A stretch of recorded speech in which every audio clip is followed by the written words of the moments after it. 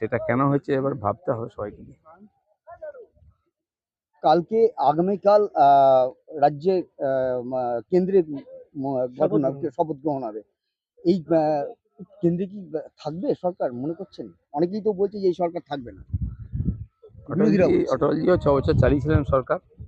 Coalition সরকার চালাবার technique BJP জানে, কারণ বিজেপি কোয়ালিশন গভর্নমেন্ট শুরু করেছিল।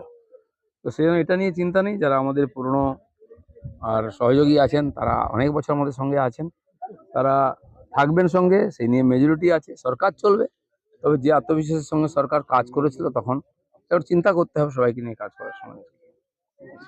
শেষ প্রশ্ন দাদা, বলছি যে পুরনো রাজ্যের যেসব আপনাদের নেতৃত্ব আছে তাদের কি কি সামনের সারিতে আনার কি একদম সরাসরি কোনো প্রস্তাব দেবেন আপনি দলকে?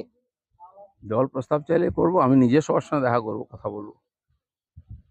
ধন্যবাদ।